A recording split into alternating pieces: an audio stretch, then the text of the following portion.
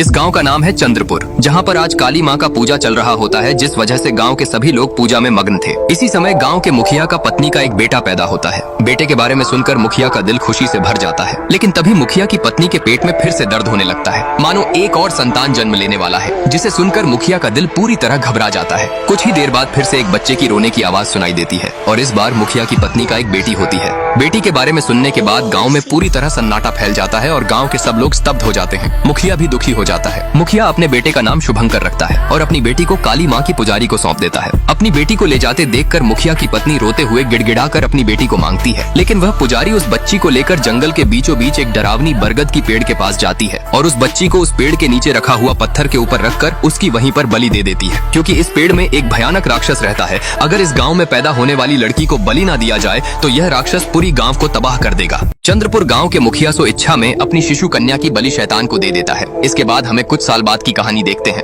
जिसमें अमी सभी स्टूडेंट को रक्त बीज के बारे में बता रही होती है। तभी वहां पर शुभंकर आता है। दरअसल अमी शुभंकर का पत्नी होती है और उनका एक बेटी भी होती है जिसका नाम स्वाति होता है। वह अपने गाँव से छुपकर शहर में रह रहे होते हैं। तभी उनकी बेटी स्वाति उन्हें कहती है, माँ, हमारे क्लास टीचर ने कहा है कि सब लोग अपनी गाँव जाकर वहाँ का एक पुरानी कहानी ढूंढ कर लाएंगे और जिसका भी कहानी बेस्ट होगी वह इस साल ड्रामा में यूज होगा। लेकिन शुभंकर और अम्मी उसे गाँव जाने के लिए मना करते हैं और कहते हैं, हम शिमला चलते हैं, वहाँ का नजारा बहुत अच्छा होता है। यह सुनकर स्वाति नाराज हो जाती है। रात को शुभंकर और अम्मी एक दूसरे से बात करते हैं और स्वाति से सब कुछ बताने का फैसला करते हैं। लेकिन तभी शुभंकर को एक फोन आता है और उसे पता चलता है कि उसका पिता अब इस दुनिया में नहीं रहे। यह सुनकर शुभंकर बहुत दुखी हो जाता है और उसी रातों रात अकेले ही अपनी गाँव की तरफ निकल जाता है। सुबह जब स्वाति उठती है वह अपने पिता के बारे में अम्मी से पूछती है, तो अम्मी उसे बताती है कि कल रात तुम्हारे दादाजी गुजर जाने की वजह से तुम्हारे पिता को अर्जेंट जाना पड़ा। यह सुनकर स्वाति और भी गुस्सा हो जाती है, क्योंकि उसे आज तक अपने दादाजी के जिंदा होने के बारे में बताया नहीं गया था। शुभंकर अपने पिता का देहांत की खबर सुनने के बाद रातों रात गांव की तरफ निकल जाता है और वहां पर उनका अंतिम संस्कार करके अपने चाचा के साथ बातचीत करता है और उन्हें कहता है कि जयदेव चाचा, अगर कोई अच्छी दलाल मिले तो बोलना, क्योंकि मैं इस बाड़ी को बेचना चाहता हूं। तो उसके चाचा उसे बोलते हैं, तुम क्यों इसे बेचना चाहते हो? यह सिर्फ तुम्हारी बाड़ी नहीं है, यह तुम्हारी विरासत है। तो शुभंकर उन्हें कहता है, विरासत में तो सिर्फ श्राप मिला है और ऐसी विरासत संभालने का मेरा मन नहीं है, वह भी इस राक्षसों के गाँव में। तो उसके चाचा जयदेव उसे समझाकर कहते हैं, वह तो पुरानी बात है, आजकल उसे कोई नहीं मानता। कितने खुश होंगे अगर तुम्हारी परिवार, तुम्हारी पत्नी और तुम्हारी बेटी इस विरासत के बारे में जानेंगे। अपनी बेटी के बारे में सुनने के बाद शुभंकर बहुत हैरान होता है, क्योंकि उसकी बेटी हुई थी, वह उसके बारे में किसी को भी नहीं बताया था, यहाँ तक कि उसके पिता को भी नहीं बताया था। वह उनकी यह बात पर इतना ज्यादा ध्यान नहीं देता है। उसके बाद वह अपनी पत्नी अम्मी से फोन करके बताता है कि वह बहुत जल्दी ही उनके पास निकल रहा है। यह कहने के बाद वह तुरंत ही अपनी पत्नी और बेटी के पास जाने के लिए अपने पिता की अस्थियां लेकर निकल पड़ता है, लेकिन तभी वह एक पेड़ के जड़ से टकराकर नीचे गिर जाता है। इधर जब अम्मी अपनी बेटी को देखने जाती है तो देखती है कि उसकी बेटी अपने मोबाइल में उस भयानक पेड़ की तस्वीर बनाई होती है। यह देखकर वह बहुत डर जाती है और वह उस तस्वीर को तुरंत शुभंकर के व्हाट्सएप में भेज देती है। जब शुभंकर उस तस्वीर को देखता है तो वह भी घबरा जाता है। दरअसल शुभंकर की बेटी स्वाति ने इस तस्वीर को बनाया होता है और उस तस्वीर में उसी श्रापित पेड़ की चित्र अंका हुआ था, जिसे देखकर शुभंकर तुरंत अम्बी को फोन करता है, लेकिन वहाँ पर नेटवर्क न होने की वजह से शुभंकर की आवाज अम्बी को सुनाई नहीं दे रहा था, जिसे कुछ ही देर में तुरंत कॉल कट जाता है। शुभंकर उस तस्वीर को देखने के बाद पूरी तरह परेशान में होता है, इसीलिए वह एक सिगरेट निकालकर पीने लगता है, लेकिन तभी उसे अपने शू में एक जड़ लगा हुआ दिखता है। जब वह अपनी मुंह में सिगरेट को रखकर पैर की तरफ हाथ बढ़ाता है तो तभी एक अजीब सा जड़ आकर उसके हाथ को जकड़ लेता है। यह देखकर जब शुभंकर अपने दूसरे हाथ से उसे छुड़ाने की कोशिश करता है तो उसके दूसरे हाथ को भी वह जड़ जकड़ लेता है। वह जड़ धीरे धीरे उसके पूरे शरीर को अपने कब्जे में लेने लगता है और उसके सिर को भी पूरी तरह जकड़ लेता है, जिससे उसके मुंह से सिगरेट नीचे गिर जाता है। सिगरेट नीचे गिरने की वजह से गाड़ी में आग लगने लगता है और उसी आग में जलकर शुभंकर की मौत हो जाता है। जब अम्बी शुभंकर की मौत की खबर पाती है तो वह पूरी तरह टूट जाती है, मानो उसकी जीवन की सभी खुशियाँ छीन ली गई हों।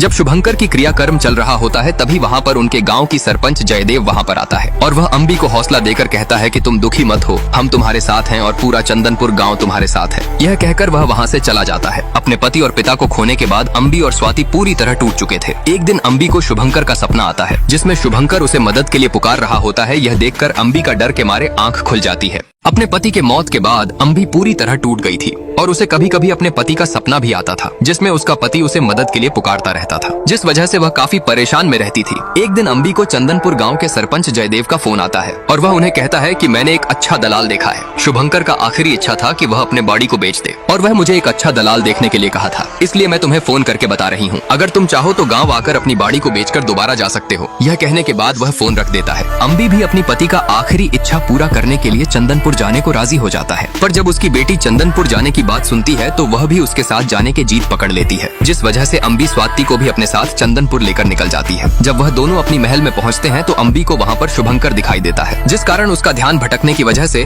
उसका गाड़ी एक छोटी लड़की से टकराने से बाल बाल बच जाता है। जिसके बाद वह अपनी महल के अंदर जाते हैं तो उन्हें दीवारों में कहीं अजीबोगरीब तस्वीर टंगा हुआ दिखता है। जब वो रात को खाना खा रहे होते हैं तभी स्वाति के पास अचानक एक बूढ़ा आदमी आता है, जिसे देखकर स्वाति बहुत डर जाती है। वह बूढ़ा आदमी कहता है सर्वनाश होने वाला है, जिसमें सभी मर जाएंगे, उससे कोई भी नहीं बच पाएगा। तभी वहाँ पर उस बूढ़े आदमी का बेटा आकर उसे वहाँ से ले जाता है। जब रात को अम्बी और स्वाति सोने जाते हैं तो अम्बी स्वाति को कहीं पर भी अकेले जाने को मना करती है, जिसके बाद वह दोनों सो जाते हैं। देर रात होते ही अचानक स्वाति के फोन में उस श्रापित पेड़ की तस्वीर अपने आप बनने लगता है और तभी खिड़की से दो अजीब औरत आकर स्वाति और अम्बी को घूरने लगते हैं। जब सुबह होता है तो अम्बी से वह दलाल मिलने आता है, लेकिन वह उस बाड़ी को लेने से मना कर देता है और कहता है कि गांव वाले कहते हैं कि उस बाड़ी में वह श्रापित पेड़ है। उस गांव का सरपंच उसे काफी समझाते हैं, लेकिन वह उनके बात पर राजी होने के लिए बिल्कुल भी तैयार नहीं होता है। इधर स्वाति दीपिका को उस श्रापित पेड़ के पास जाने के लिए बोलती है, लेकिन दीपिका उसे मना करती है। पर बार बार बोलने की वजह से दीपिका उसे खंडहर के पास लेकर जाती है। वह खुद बाहर रुकती है, जिसके बाद स्वाति उस पेड़ की तरफ जाने लगती है। लेकिन जैसे ही स्वाति उस श्रापित पेड़ के पास जाने वाली थी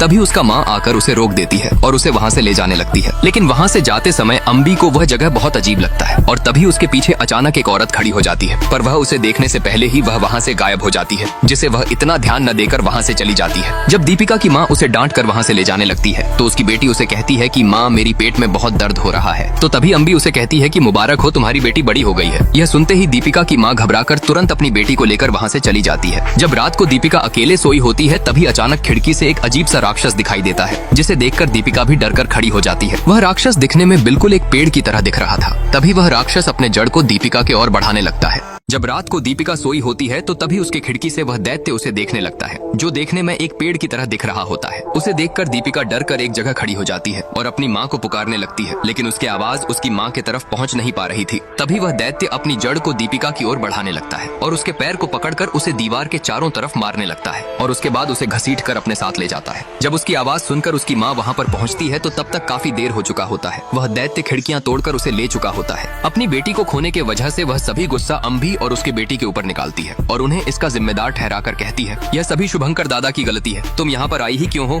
मेरी बेटी कभी भी खंडहर के और जाती नहीं थी, लेकिन तुम्हारी बेटी उसे लेकर गई, जिस कारण दैत्य उसे देख लिया और उसे ले गया। तुम्हारी बेटी को भी वह जरूर देखा होगा, तुम्हारी बेटी को भी वह ले जाएगा, तब तुम्हें पता चलेगा। यह सुनकर अम्बी गुस्से में उसके पति को उसे वहाँ से ले जाने के लिए कहती है और दीपिका को ढूंढने के लिए तुरंत पुलिस को फोन कर देती है। जब पुलिस वहाँ पर पहुँचता है तो देखता है कि खिड़कियाँ मुड़ा हुआ होता है, लेकिन दीपिका को ले जाने वाले का पैर का निशान जमीन पर बिल्कुल भी नहीं होता है। छानबीन करता है तो उसे पता चलता है कि जो भी अंदर गया वह खिड़कियों से गया, पर उसका पैरों का निशान कीचड़ में नहीं पड़ा है। यह देखकर वह हैरान होता है। तभी दीपिका के पिता पुलिस को कहता है दैत्य का पैरों का निशान नहीं होता। यह सुनकर पुलिस से झूठ समझता है, पर दीपिका के पिता कसम खाकर कहता है कि दीपू पहले लड़की नहीं है जो गायब हुआ है। इस गाँव में जो भी लड़की का पहला महीना आता है दैत्य उसे जंगल ले जाता है। तो पुलिस उनसे पूछता है कि थाना में ऐसा एक भी केस जमा क्यों नहीं हुआ। तो उस गाँव का सरपंच पुलिस को कहता है कि लड़की लोग गायब होते हैं और 3-4 दिनों बाद घर पर आ जाते हैं, तो कैसे केस जमा करें। इधर दीपिका को ले जाने की सभी दोष गांव वाले अंबिका को ठहराते हैं, इसीलिए अम्बी खुद जंगल जाकर दीपिका को ढूंढने का फैसला करती है। तो सरपंच यह सुनकर कहता है कि जंगल में जाना ठीक नहीं होगा। गांव का एक आदमी भी अपनी बेटी को ढूंढने के लिए जंगल गया था, लेकिन उसकी बेटी तो घर पर लौट आई, पर वह आज तक नहीं आया। पर अम्बी और पुलिस वाले उनके बात को ना सुनकर दीपिका को ढूंढने के लिए उसी श्रापित पेड़ के पास जाने लगते हैं।